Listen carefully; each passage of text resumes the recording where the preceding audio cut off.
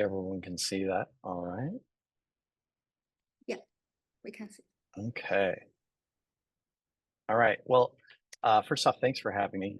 Really appreciate this opportunity to be able to speak with everybody today about something that's near and dear to my heart, and that is around executive presentations. I know it sounds really interesting, right?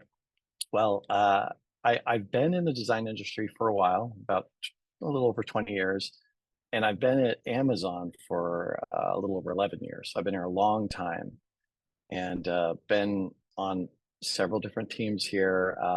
And I've worked with larger companies like Citrix and, of course, Amazon in the past. And I've had the opportunity to present at various levels of executive leadership at the director level, VP level, SVP, and also got the opportunity to present to Jeff Bezos like a month into my time here at Amazon, which was nerve-wracking. But it's an area where I've made a lot of mistakes, and that's why it's near and dear to my heart. Because I've learned a lot from it, and I'd love to help others to maybe not fall into the same gotchas that I did. So I'm here to share these learnings with you. So with that, let's kind of go into it here. So as designers, we have the opportunity to work on many high impact, like high stakes design projects. And these are usually the types of projects that can take days or weeks of dedicated time to understand the problem, work through requirements, brainstorm, map out use cases, put together various solutions, test and gather feedback. You've done all these things, right? And at some point, you know that your design proposal is going to need alignment and feedback and buy-in from your leadership team, not just your manager or your other peers, but the boss. So my goal is to help you prepare for that time. To do that, I'll be touching on a few key things here. We're going to talk about a little bit about leadership presentation, how it isn't really a one-person show. And you're expected to lead and drive the discussion, but you'll want your key stakeholders and teammates there to back you up, right? And we'll also discuss time and how precious it is in a leadership design review and tips on how to focus on the most important aspects of your design and present in a way that's easy to consume. And we'll also go over how to handle questions you maybe don't have the answer to and what to do after review. The end result is to help equip you with tools needed to drive a valuable design conversation with your leadership. And although the focus is on executive level presentation tactics, these tips should help when presenting at any level. And in fact, you've already gotten some amazing tips from the presenters already that you'll see kind of echoes of that throughout this presentation as well.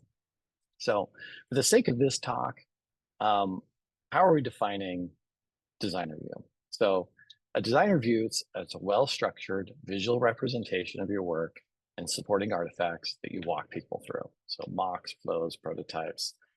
That's as opposed to a self-guided review or a document review. The mediums that I've used, they can vary, like Figma decks, Keynote, PDF deck, PowerPoint, video, prototype, but they do vary. But that's kind of the underlying way I'm defining design review for this presentation. Actually, how do I see like if chats are coming in? I guess I won't worry about that right now. So I've organized this presentation in 3 stages: preparation, delivery, post-presentation, and I'll cover 10 core themes throughout these stages as we're going along. So let's dive into preparation. So the first theme that I've got here is when preparing for high stakes presentations, you need to get aligned. Now, this means aligning with your counterparts on what to present prior to your review. And this is important because you need to decide on the goals of the review, what you want to walk away with once the review is actually complete.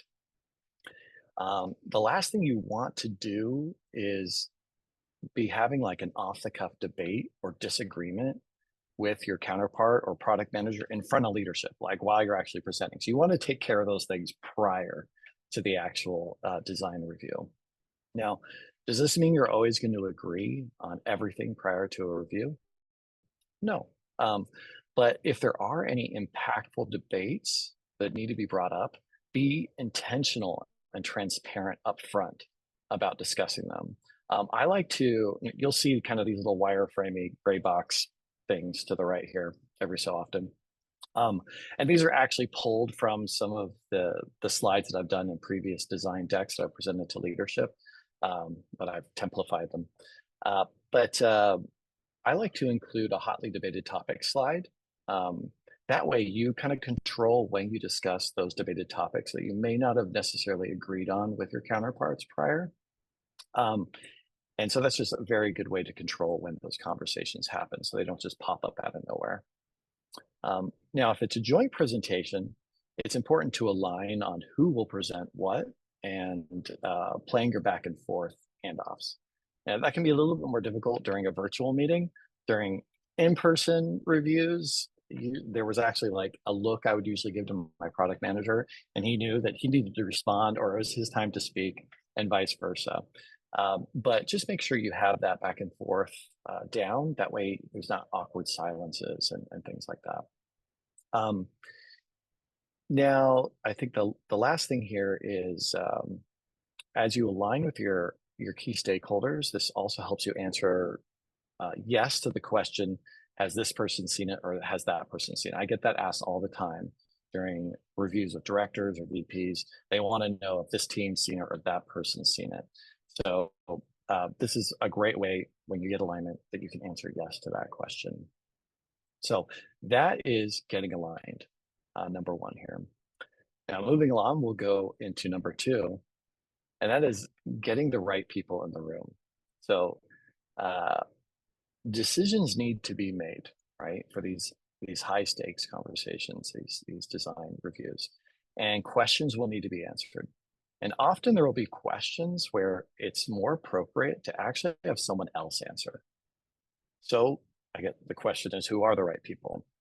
So first, since the decisions need to be made, make sure you have the key decision makers in the room. That is your executive leadership, right? Or that leader or leaders that need to be in that meeting. There have been times where I've invited everybody and completely forgot the leader that needed to be there or the decision makers that needed to be added. So when it came time to actually make a decision, it was, where's this person? They're not here to make the decision. And we actually had to reschedule the meeting. So it seems like a no-brainer, but make sure you have the decision makers in the room. Second, make sure your key stakeholders are in the room, since they share ownership and responsibility for the success or failure of the project. They can provide support and visibility in areas where you are not a subject matter expert. So very important to have those key stakeholders added to the meeting as well. And then a quick tip to help get these folks in the meeting, have the invite come from the highest ranking leader in the meeting. So if I have a meeting with a review with my director, I'll talk to their executive assistant or whoever it is that manages their schedule to actually send the invite on my behalf. And I guarantee you'll have a lot better attendance if it's coming from that leader, as opposed to just coming from little old me, right? So that's getting the right people in the room. Next up in preparation, great artists steal. Okay, so this is a quote that's been attributed to Pablo Picasso, but who knows if he actually said it. But the quote is, good artists copy, great artists steal. And it basically means you may not be the first to try something, but you did it so well that everyone thinks of you when they see that style, right? Now, what I'm getting to is use templates. And this helps you with kind of just breaking into the presentation itself. A lot of times it's hard to know where to start. If you have templates, it makes it so much easier because it gives you that instant structure and really speeds up that process. It also helps provide consistency in your presentations, especially if you present a lot as a team.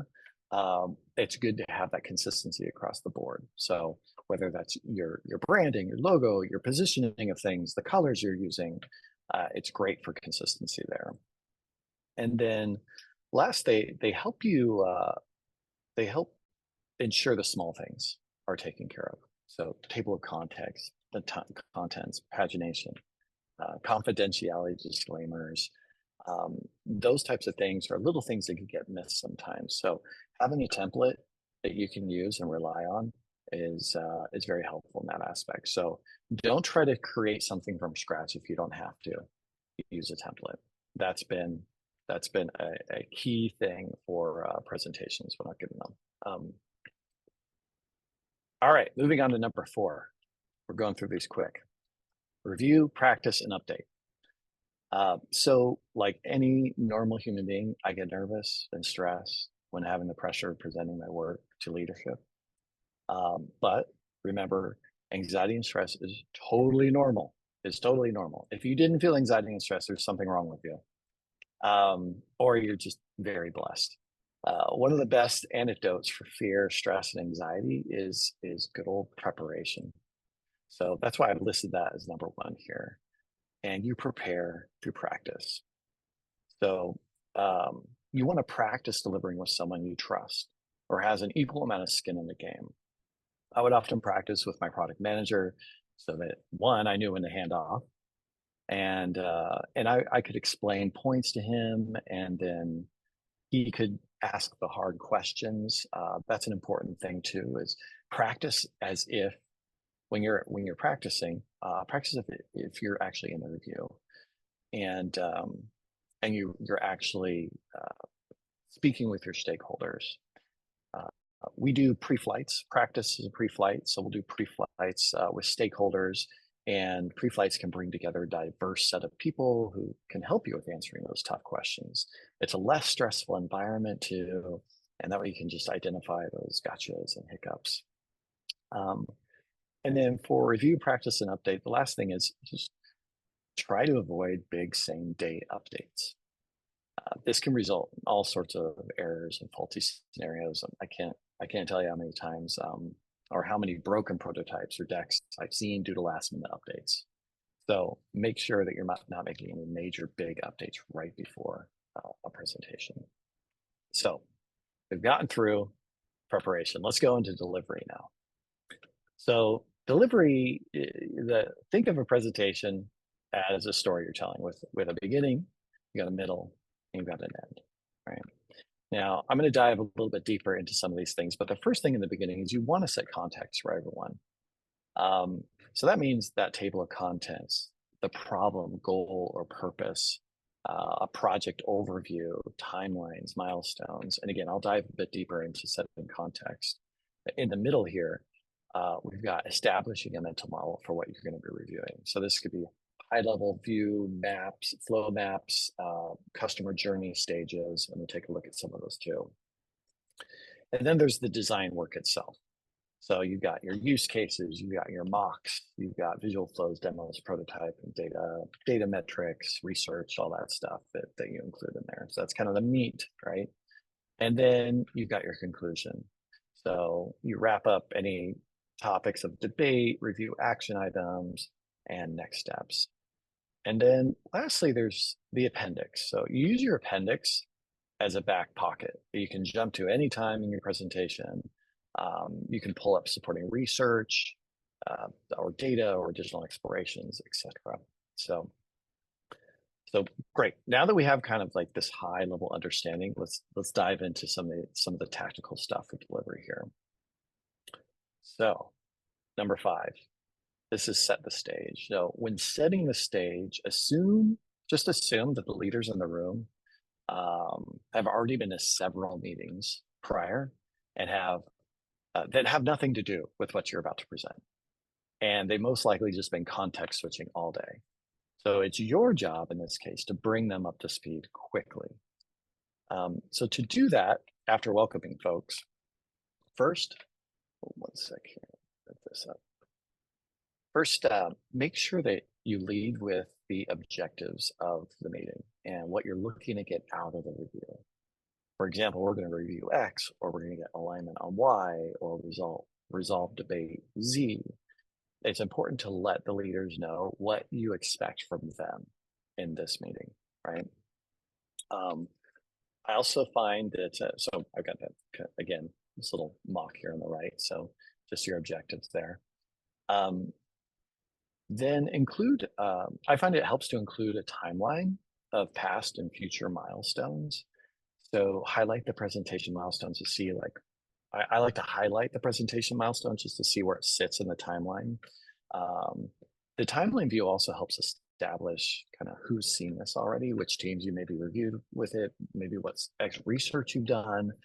And it also helps the leader see what you got planned next, what you got coming up, and the dates that are associated to that. So that's super helpful for them from a business perspective, because they can maybe see how this aligns with other dates on when things need to be delivered. So I've always found that super helpful.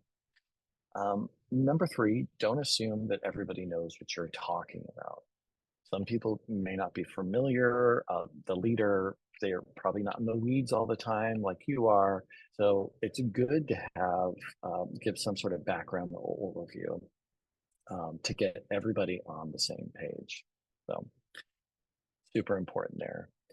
Now, if this is a continuation of a previous conversation or past presentation, make sure you just kind of summarize where you left off. You could do that kind of like an overview as well. And last but not least, make sure that you're clear on the fidelity of the designs you're presenting. If they're wires, call that out. There were times in the past where I was reviewing wires and leadership thought these were like high fidelity screens, and they were wondering, probably one, why they hired me, and two, they were really questioning like my color and layout choices. So make sure you set those expectations up front that, hey, we're reviewing wires, or these are high fidelity, or these mid fidelity. Just make sure you set those expectations up front. All right, so that is setting the stage. Let's jump on to 6. And I totally have not been keeping track of time, so I don't even know. Summer, how much more time do I have? We are a little bit over time, but feel free to take a few more minutes if you need more. Okay, I can burn through this. Okay, so number 6, time is short. And it's important to quickly establish a mental model of what you want to cover. So for more complex or new flows, lead with a high-level flow diagram to help leaders gain a mental model of what you're going to walk them through. And if you're reviewing specific areas of a larger flow, you can highlight those areas of the flow before you actually jump into the high fidelity designs or the deeper designs. And when you're diving deeper into a specific flow, set it up by leading with the user story. So as a user, I'm doing this, or some sort of description of the thing you're going to be going through. You can also provide data alongside this info as well, and then dive into the mocks that represent that user story. Then only include items that need feedback, and then fill your appendices with everything else as a backup. As an extra tip, try avoiding zooming in and zooming out. Be aware of your image size. I think we heard this mentioned previously, but it's okay for the images to be a little bit smaller sometimes, but ultimately just make sure the images are high enough quality so that you can zoom in if needed, but try to avoid kind of the zoom in, zoom out, scoping in, scoping out. All right, moving on. So compare and contrast when there are major changes to an existing design. It can be hard for execs to know what has changed and what hasn't, and what exists from prior design. So I found it's very effective to show the deltas of old versus new by showing them side by side. This is extremely helpful if you're working on something that's going through significant updates and the reviewers are not super familiar with what exists already. It can also be difficult to know or remember what's a P0 or like a priority 0 versus a priority 1. So call that out too.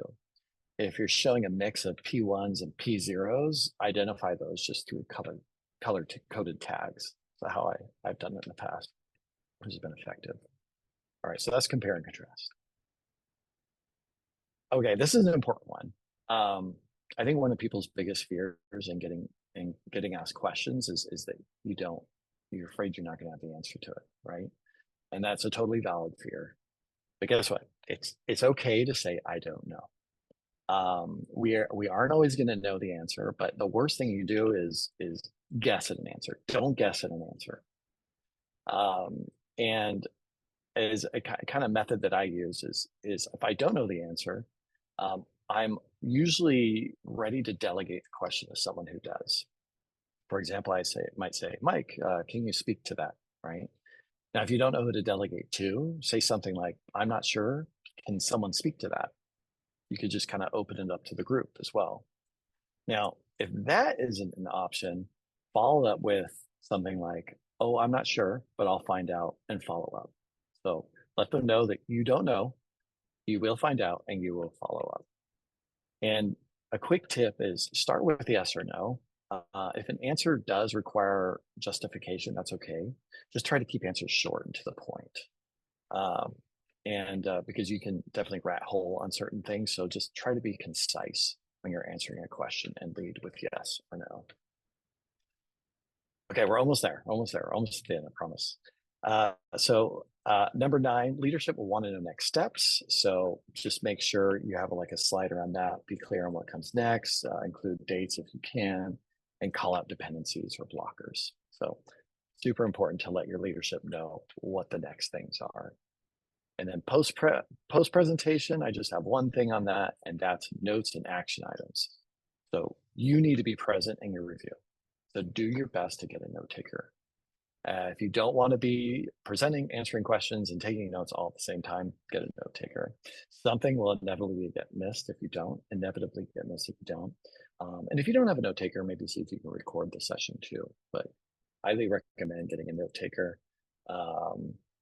Highlight action items, make sure each action item has an owner, and send it out as soon as you can while it's fresh in people's mind. Don't postpone sending out those notes and action items. And then afterwards, debrief with your stakeholders. And that's it. Those are the 10. I have some additional tips. I'll just put them on here for the sake of the recording. But those are my main tips for presenting to leadership. And you got this.